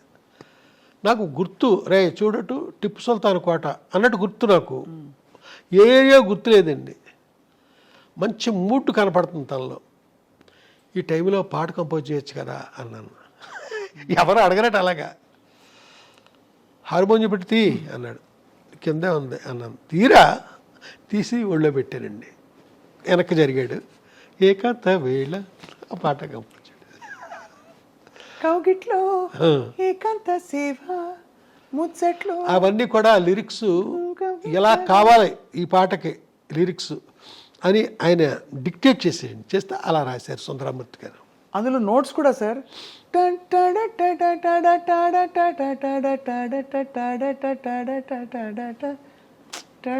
అసలు ఆ కాంబినేషన్సే అన్ని హస్వాషాలు మనసుని హత్తుకుంటాయి. దీర్ఘాలు కూడా ఉంది అనుకోండి. అవును. అలాగే సార్ ఎదలో లయాలో కూడా ఎగసి ఎగిరి టటట టటట టటట టటట అనగా మ్యూజిక్ అసలు అది ఆ పాట వింటేనే అడవి తిరిగి గిరిగిరిగిరి తిరిగిపోవడం. ఈ పాటకి ఒక కథ ఉందండి. కోవై తంబి అని ఒక ప్రొడ్యూసర్ ఉన్నాడండి. అతను ఏ సినిమా చేసినా సూపర్ డూపర్ హిట్ పాటలు అన్నీ ఇళయరాజా గారే, ఇంకెవ్వరు కాదండి. ఒక పీరియడ్ అలా సాగింది. ఆయన థియేటర్లోకి వచ్చాడండి. ఇది ఆర్ఆర్ జరుగుతూ ఉండగా థియేటర్లోకి వచ్చాడు. వచ్చి ఇప్పుడు మీరు పాడారే ఆ పాట వస్తుందండి స్క్రీన్ మీద. అలా ఉండిపోయాడండి. ఉండిపోయాక మధ్యాహ్నం ఇళయరాజా గారు భోజనం చేసి కూర్చుంటే లోపలికి వచ్చిన కోవై తంబి అచ్చు ఇందాక చూసిన ఆ పాటలాడే పాట ఒకటి నాకు కావాలన్నాడు. అదేంటి సినిమా అయిపోయింది కదా, మొత్తం అంతా అయిపోయి ఆర్ఆర్ కూడా అయిపోయింది కదా, ఇప్పుడు పాట ఎందుకు నీకు? కాదు, నాకు ఆ పాట ఇలాంటి పాటే కావాలి, నాకు డిట్టో అలాంటి పాటే అన్నాడు ఆయన. అనేసరికి రాజాగారు కూర్చుని డిట్టో అలాంటి పాటే చేశారండి. మళ్ళీ అలాంటి హారర్ బ్యాక్గ్రౌండ్స్ అక్కడ ఆ కాంట్రాస్ట్ బ్యాక్గ్రౌండ్స్ ఉన్నాయి కదా, అవే అప్పుడే పాట ఆ ఫీల్ వచ్చింది. అది 3 బిట్లుగా చేసామండి ఆ రోజుల్లో. 3 బిట్లుగా రికార్డ్ చేసాం. తర్వాత 8లో జాయిన్ చేసామండి. ఇప్పుడు ఆ డిజిటలైజ్ అవ్వలేదు కదా, అప్పుడు బాస్ టైప్ మీద కదండి రికార్డ్ చేసింది. ఆ పాట మొత్తం రెడీ అయిన తర్వాత ఆ డైరెక్టర్ని పిలిచి, అతను ఇప్పుడు చేస్తున్న సినిమా డైరెక్టర్ని, ఈ పాట సినిమాలో పెట్టన్నాడు. సార్ మన సినిమాలో ఈ పాట ఎలా మ్యాచ్ అవుద్దండి, మన సినిమా వేరే, ఈ పాట వేరే, అనవసరం, హీరోయిన్ ఇమాజినేషన్గా అనుకుని పెట్టచ్చు కదా సార్, అది మనకు సందర్భం లేదు సార్ అని ఆ డైరెక్టర్ అంటుంటే టాట్ కుదరదని పెట్టించండి. వంశీ గారు ఒక ట్యూన్ అంటాను, మీకు ఏం గుర్తొస్తుంది చెప్పాలని మా విజ్ఞప్తి.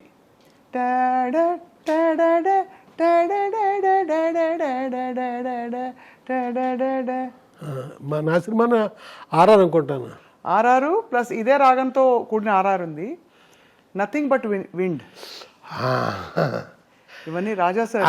నథింగ్ బట్ విండ్ అంటే గుర్తొచ్చింది, దానికి ఎల్పి రికార్డ్ కవర్ నేనే చేశాను డిజైన్. నథింగ్ బట్ విండ్, దానికంటే ముందు హౌ టు నేమ్ ఇట్, ఈ రెండు కూడా నేనే చేశాను. ఆ తర్వాత ఇంకొక ఎల్పి రికార్డు కోసం రికార్డ్ చేశారు, ఆ హార్మోనీ సరిగ్గా లేక క్యాన్సిల్ చేసాడు ఆయన. దాని పేరు మర్చిపోయాను, ఈ ఇంటర్వ్యూ అయ్యేలో మనకు గుర్తొస్తే చెప్తాను. నేను ఫాలో మీ అనుకుంటాను దాని పేరు, ఫాలో మీ. సార్ ఈ 2 ఆల్బమ్స్ బాగా మంచి క్రేజ్ వచ్చినా కూడా అనుకున్నంత స్థాయిలో రాలేదండి. ఎందుకు సార్, కారణం ఏంటంటారు? ఇప్పుడు వేరే కంట్రీస్కి అక్కడికి వెళ్ళేసరికి ఆ రేంజ్కి లేవు. అదండి. దీని గురించి ఒకే ఒక వ్యక్తి చాలా ఎక్కువసేపు మాట్లాడండి చాలా కాలం క్రితం. అతను ఎవరంటే భానుచంద్ర. నేను ఇళయరాజా గారితో ఎప్పుడు మాట్లాడలేదు, బట్ అనుకున్నట్టు రాలే, మర్చిపోయాను. హౌ టు నేమ్ ఇట్ ఎలా అంటే, ఇళయరాజా గారు సితార్ ఆధార్ చేస్తున్నప్పుడు అతనికి హెర్నియా ఆపరేషన్ అయిందండి. గంట పని చేస్తే గంట రెస్ట్ తీసుకోవాలి. అప్పుడు ఆ రెస్ట్ తీసుకునే టైంలో ఒక్కడు నోట్స్ రాసుకుంటూ ఉండేవాడండి. ఏంటి రాస్తున్నాడు అనుకుంటే తర్వాత కాలంలో ఒక రోజుని వాళ్ళ వైలెన్స్ వచ్చినాయి. అంటే ప్రీ క్లైమాక్స్ ముందు వైలెన్స్ పిలిచాడు. ఆ వైలెన్స్ వచ్చినాడు, వాళ్ళకి నోట్స్ ఇస్తే వాళ్ళు వాయిస్తున్నారు, ఇతను కండక్ట్ చేస్తున్నాడు. ఎక్కడ లాల్లో. ఏంటి కొత్తగా ఉంది పీసు అనుకున్నా, చూసినప్పుడు మీరు పాడారు కదా అదే అది. అలా కానీ రాజా సార్ సంగీతం అసలు ఇంకా మాటల్లో చెప్పని అవసరం లేదు. ఆయన కూడా కొన్ని పాటల్ని స్ఫూర్తిగా తీసుకుని ఆయన ట్యూన్స్ చేశారనే ఒక విమర్శ వచ్చింది మధ్యలో. మీరేమంటారు సార్, నిజం అది? ఏమోండి, నాకు దొరకలేదు. కానీ ఆయన ఫస్ట్ ఫిల్మ్కే అన్నక్కిడిలో బందమిల్లై సొందమిల్లై యారుమిల్లై అలాగేదో ఒక లిరిక్ అండి, అందులో ఒక పాట ఆయన కాపీ చేశారు. అది ఏంటంటే, చిన్నప్పుడు తనకి నిద్ర రాకపోతే వాళ్ళ అమ్మగారు పడుకోబెట్టి పాడిన జోలపాట. ఆ పాటని వాళ్ళ అమ్మంటే ఆయనకి ఆరోపణం అండి. ఆవిడ పేరు చిన్న తాయమ్మాళ్ళు. ఆవిడ నేను కలిసి ఒకసారి ఆటోలో ఒక సినిమాకి వెళ్ళి వచ్చాం. ఆ సినిమా పేరు అన్వేషణ. మేము ఆటో దిగుతుంటే తెగతిట్టేడు పట్టుకున్నాం. ఇన్ని కార్లు ఉండగా ఆటోలో తీసుకెళ్తాం మా అమ్మనండి. కార్లు ఉన్నాయి, డ్రైవర్ ఏడి. ఆవిడ అంత అద్భుతమైన జానపద గాయని. ఆవిడ చిన్నప్పుడు ఈయన్ని పడుకోబెట్టి ఆ జోల పాడుతా ఉంటే ఉన్న పాట ఇది. అయితే ఆయన చేయలేక కాదు, వాళ్ళ అమ్మగారంటే ఆయనకు ఆరోపణలు అండి. ఆ తల్లి పాడింది తన సినిమాలో పెట్టుకోవాలనిపించి పెట్టాడండి. అది కాపీ అంటారా ఏమంటారా అనుకోండి. ఇదండి నాకు తెలిసిన కాపీ పాట.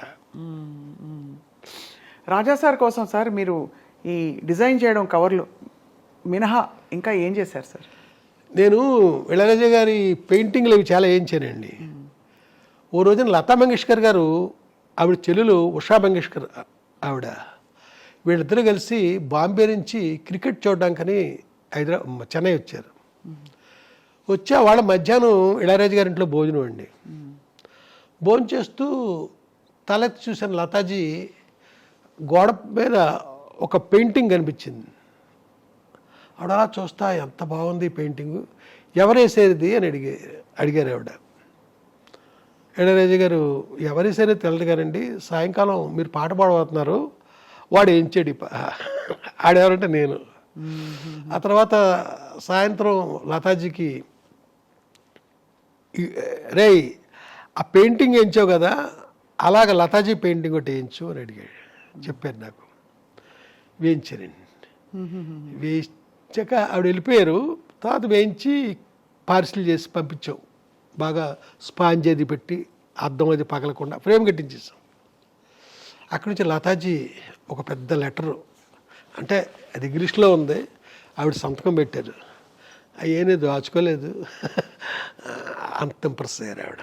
ఇలాగా నేను చాలా చేసేవాడిని. అది ఇప్పుడు కాదండి, ఎప్పుడు చిన్నప్పటి నుంచి ఇలాగా చేస్తాను ఉన్నాను నేను. సార్ ఇప్పుడు రాజా గారు సింగర్ల విషయంలో ఆయన చెప్పిన సింగరే పాడాలి అని ఆయనే డిసైడ్ చేస్తారు ఎవరికి ఏ పాట అబ్బుతుందని చెప్పి. కానీ వంశీ గారు చెప్తే మాత్రం అప్పుడప్పుడు ఆయన వినేవారు అని అంటారు. నిజమేనా సార్? అప్పుడప్పుడు కాదండి, నేను ఆల్మోస్ట్ అప్పుడు ఓ పాట ఉందండి. ఆ పాట ఏంటంటే ప్రతిదినం నీ దర్శనం మరి దొరకునా. శ్రేయా ఘోషల్ పాడారు. మేల్ వాయిస్ నాకు బాలుగారు కావాలని గొడవ చేశానండి. ఎందుకంటే నేనే రాశాను, నేను రాయిపోయినా వేరే. బాలుగారు కావాలని గొడవ చేస్తే, కానీ బాలుగారిని పిలిచిండేవాళ్ళం, అమెరికా వెళ్ళాడు ఆయన టైంకి. దాంతో ఆ తమిళ సింగర్ ఎవరో ఒక అతను వాళ్ళ ఇంట్లో వాళ్ళ పిల్లకి ట్యూషన్ కూడా చెప్తుంటాడు, వాళ్ళ ఇంట్లో కూడా చూసాను అతన్ని.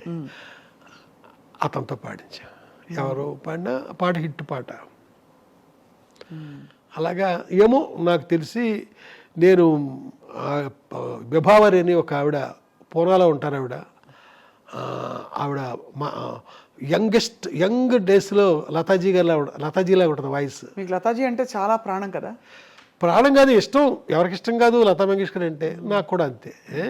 అంటే కొన్ని పాటలకి ఆశా బస్సులో ఉంటే ఇష్టం మరి కదా. ఆవిడతో పాడించేవాడి ఒక సినిమాకి. నేనే రాసిన పాటలన్నీ. అయితే ఆ సినిమా అద్భుతమైన పాటలు. ఆ ప్రొడ్యూసర్ హార్ట్ అటాక్ వచ్చి చనిపోయాడండి. ఆ పాటలు అలా ఉండిపోయినాయి. నా దగ్గర క్యాసెట్లు కూడా ఉన్నట్టున్నాయి. అయ్యో, అవన్నీ విభావరి పాడిన పాటలు. అలా అయితే రాజా సార్తో మీ అనుబంధం కొనసాగుతూ చివరి మీ ఇద్దరు కలిసి పనిచేసిన చివరి ప్రాజెక్ట్ దాదాపు పాట ఇదేనా సార్? అనుమానాస్పదం కదా? కాదండి, రీసెంట్గా నేను కేవలం లిరిసిస్ట్గా ఒక పాట రాయడానికి నన్ను చెన్నై తీసుకెళ్ళారండి. డైరెక్టర్ నేను కాదు, వేరే ఎవరో ఒక అబ్బాయి.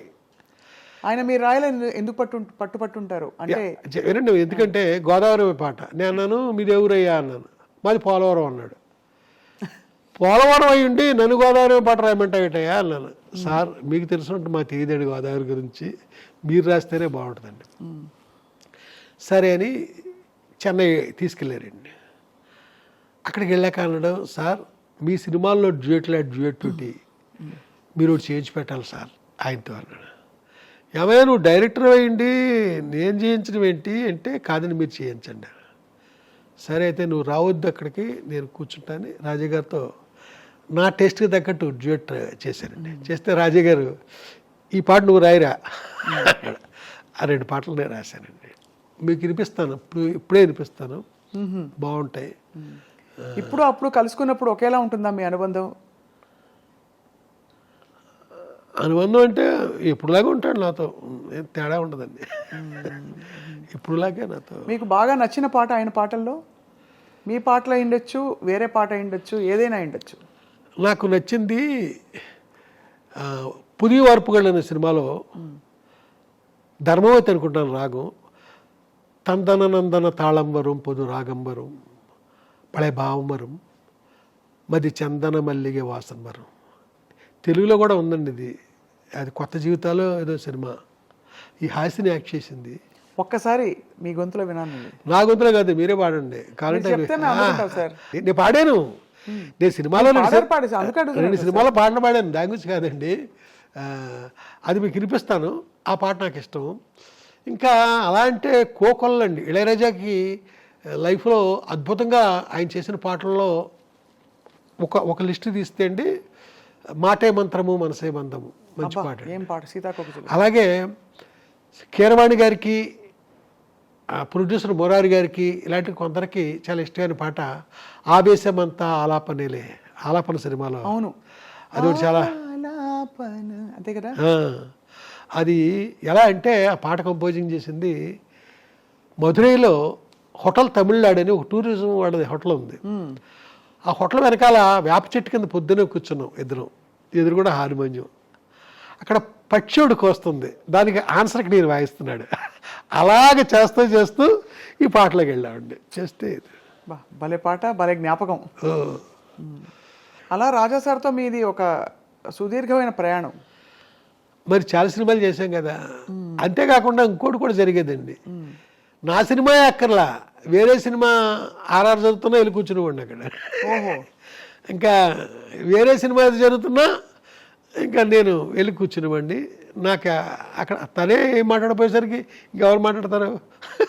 అంతే కదా సార్. అది ఏ కేఎస్ రామారావు గారి సినిమా అనుకోండి, నేను వెళ్ళి కూర్చుంటే ఎవరేమి. అలాంటి సందర్భాలు కూడా జరిగింది. అంటే రాగాలని వాడడం సైతం వంశీ గారి సినిమాల్లో రాజా సార్ ప్రయోగాలన్నీ కూడా అదొక డిఫరెంట్ లెవెల్. ఒకటి ఆలాపన సినిమాలో ఒకటి హిందోళలో ఉంటుందండి, ఆ కనులలో కలల చెలి పాట. హిందోళే కదా. హిందోళం, అవును, పరమ హిందోళం. సగమదనిస సరిదమగస కదా ఆరోహణ. అలాగే ఖైదీ కన్నయ్య కాడు వీడికి అన్నయ్య వాడు, అంత చమత్కారమైన పాటకి చలనాట ఇచ్చి అసలు అదొక రేంజ్ సార్. దానికి అద్భుతమైన పాట రక్తి కట్టడానికి కారణం సీతారామ శాస్త్రి లిరిక్. అతనిలో ఒక చక్కని స్పందించే ఒక చక్కని అలాంటి పాటకి ఎంత హ్యూమరస్గా ఆ ట్యూన్కి తగ్గట్టు ఆయన రాయడం. అలాగే ఇళయరాజా గారి పాట, ఇళయరాజా గారి మ్యూజిక్ చేయకుండా పాట ముందు షూట్ చేసి తర్వాత మ్యూజిక్ చేసి తర్వాత ఎడిటింగ్ చేశాను. ఆ సందర్భం కూడా ఒక సందర్భం ఉంది. అవును అవును, అది లేడీస్ టైలర్. అది కూడా హిట్ పాట అండి. పాట రికార్డింగ్ అవ్వకుండానే షూటింగ్ అయిపోయిందండి. షూటింగ్ చేసాను, చేశాక రికార్డింగ్ చేసాం. పొద్దున్న రికార్డింగ్ అయింది, మధ్యాహ్నం తర్వాత ఈ టైంకి ఎడిటింగ్ అయిపోయింది. సాయంకాలం 7 గంటలకు పట్టుకెళ్ళి ఆ క్యాన్ పట్టుకుని వెళ్తే పొద్దున్నే పాట రికార్డింగ్ అయింది కదరా, మళ్ళీ ఎందుకు వచ్చావు అన్నాడు. ఎవరో ఆర్ఆర్ చేస్తున్నాడు. అదే పాట చూపిద్దామని. ఏ పాట చూపిస్తావు? అదే పొద్దున్న రికార్డింగ్ అయింది. చూపించినప్పుడే అప్పటికే థ్రెడింగ్ ఏం చేసి పెట్టాను ప్రొజెక్టర్లో, లైట్లు ఆఫ్ చేశాను. సైన్ చేసరికి వేస్తే ఆర్కెస్ట్రా వాళ్ళంతా ఏంటి పొద్దునే కదా మేము వాయించాము, ఇదేంటి రాజు ఇలాంటి కోకొల్ల ఇన్స్టెంట్. మీ జ్ఞాపకాలే మీకు చాలా బోల్డ్ అంత కొండంత ధైర్యం. అదే చూశారు కదా, జ్ఞాపకాలే ఆహారం.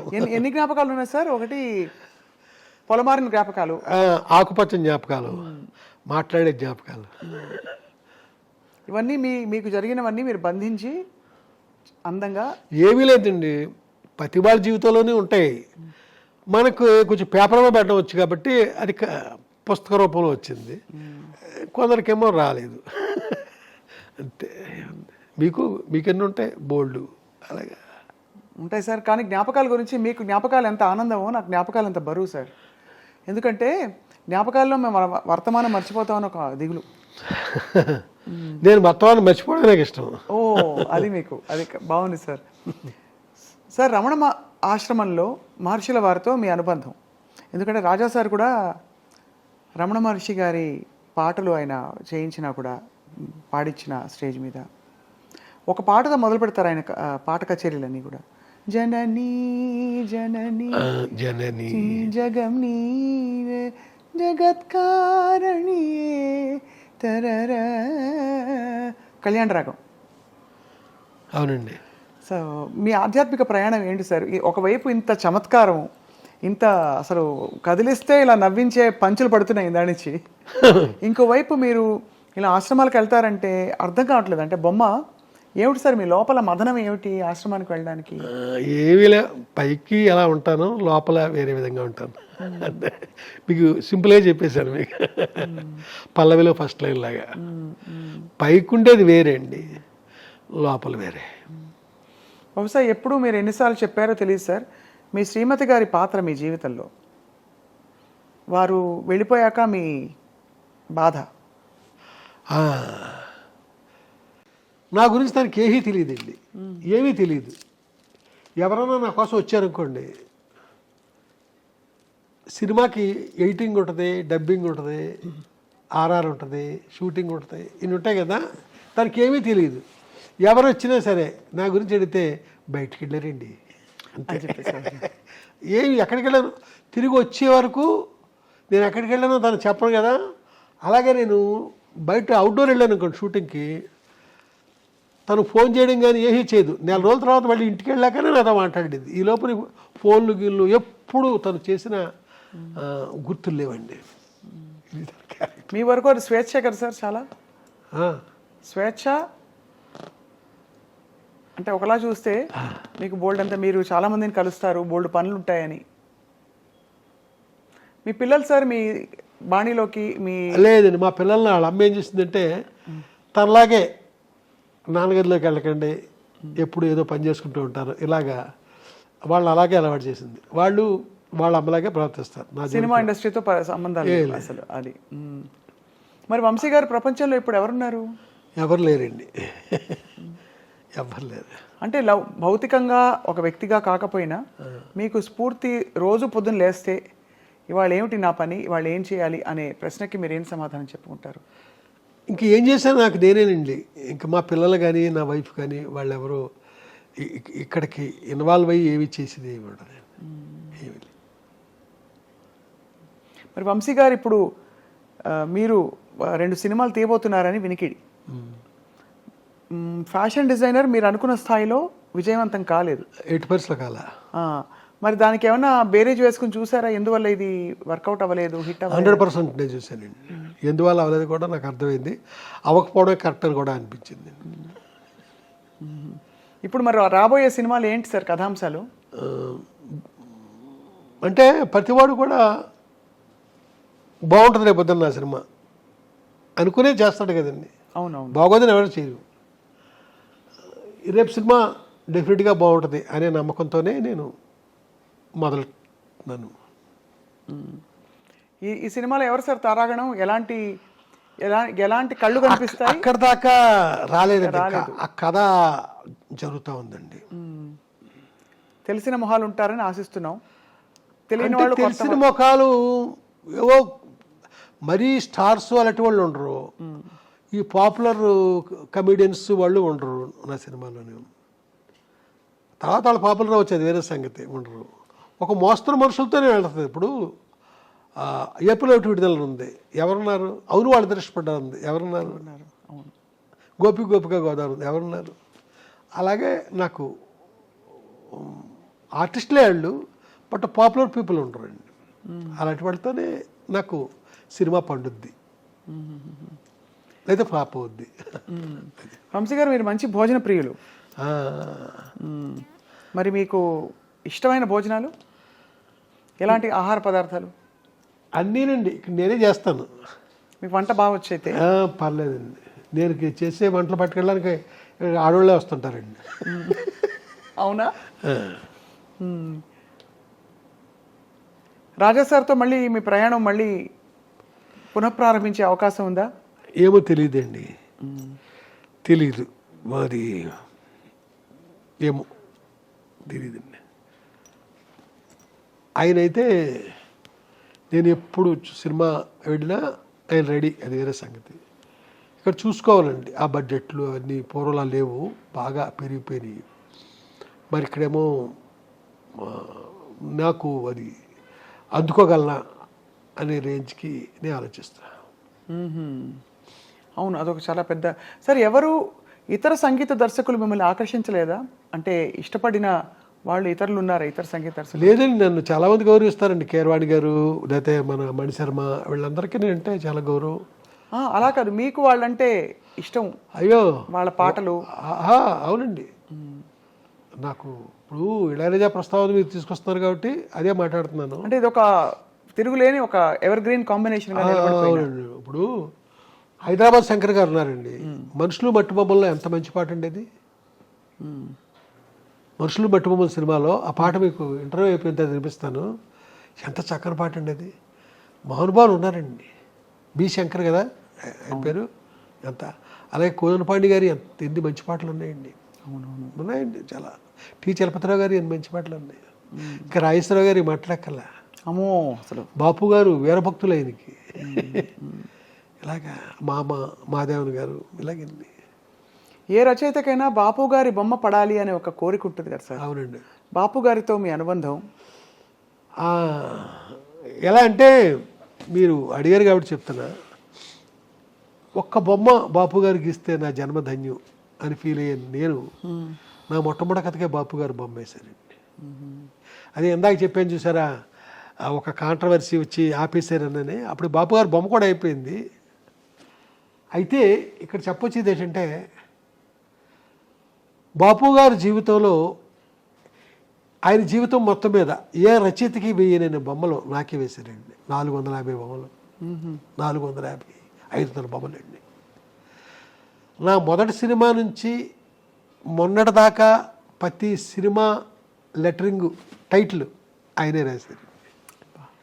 450 పైన బాపు గారు బొమ్మలు వేశారండి నా ప్రతి కథకి. ఇప్పుడు నేను రేపు కథ రాస్తే ఇప్పుడు బొమ్మ ఎవరు రాస్తారు అనే పరిస్థితి నాది.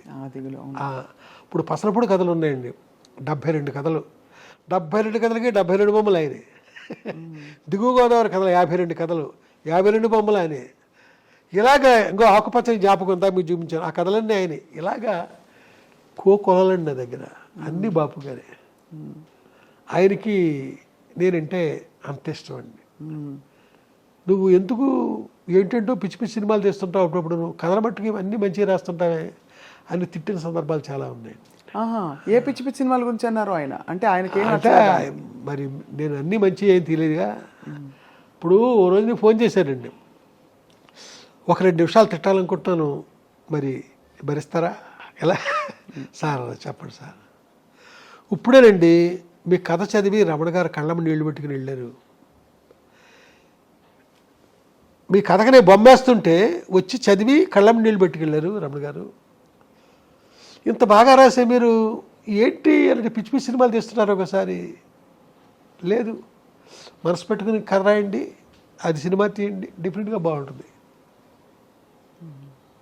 అన్న సందర్భాలు ఉన్నాయండి ఆయన. అలాగే ఏ కథకు ఆయన బొమ్మేస్తున్నారో కూడా మీకు చూపిస్తున్నా కదా. ఇలాగా బాపు గారు, విశ్వనాథ్ గారు, వీళ్ళందరికంటే భారతీరాజ గారు, వీళ్ళంతా నా గురువులండి, గుర్తులు. మీరు పోస్టర్ డిజైనింగ్ కూడా మీరే చేశారు కదా సార్, సాగర సంగము అని అంటారు.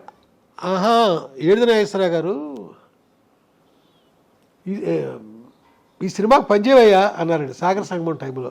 అప్పుడు నేను డైరెక్టర్ అయిపోయాను, మంచుపల్లికి తీసేసానండి. ఈ సాగర సంగమం తర్వాత సినిమా సితారా నేను డైరెక్ట్ చేయబోతుంది.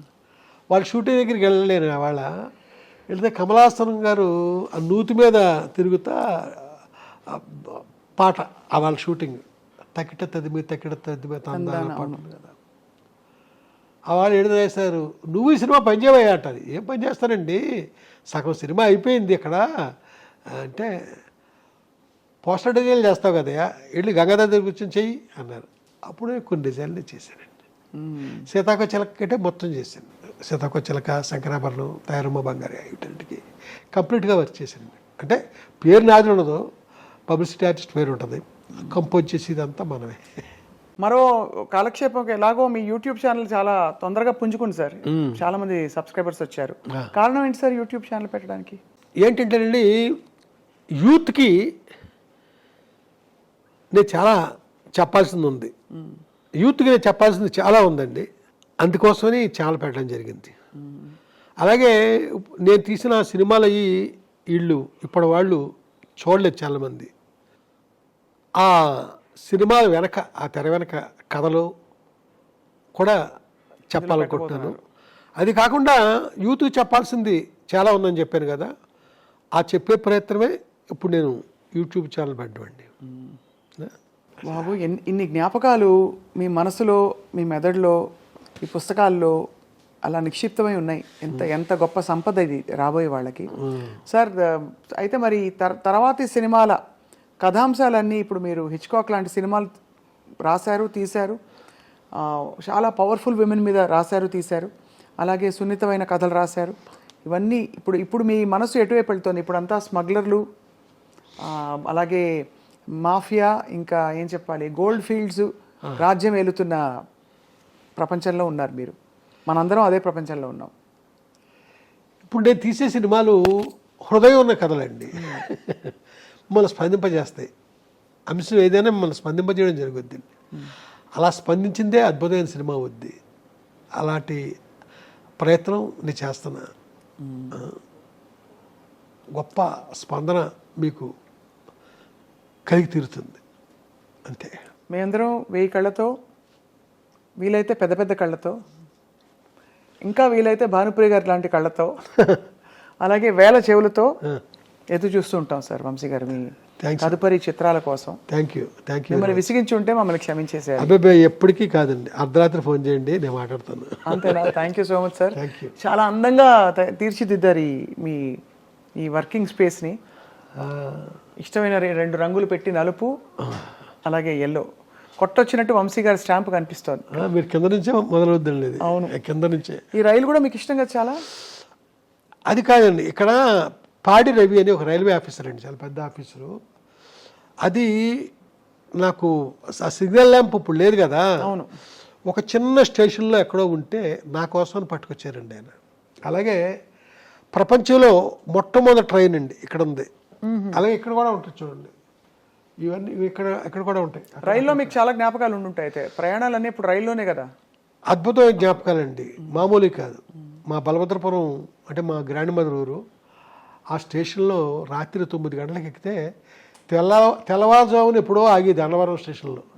అలా ఎన్నో ప్రయాణాలు. అదంతా ఆ జర్నీయే ఒక పెద్ద ఎపిసోడ్ అవుతుంది మీకు. మళ్ళీ మిమ్మల్ని వచ్చి ఒకసారి పలకరించి రైల్లో కథలని చెప్పి, రైల్లో జ్ఞాపకాల గురించి మీ చేత బోల్డ్ విషయాలు చెప్పించుకుని వినాలి సార్. తప్పకుండానండి. నేను మామూలుగా కాదు, మీరు రెప్పారపకుండా అంత గొప్పగా నన్నే చూస్తూ ఆ కథలు వింటారు మీరు. అలాంటి కథలు నా దగ్గర ఉన్నాయి. ధన్యవాదాలు సార్. నమస్కారం. నమస్తే.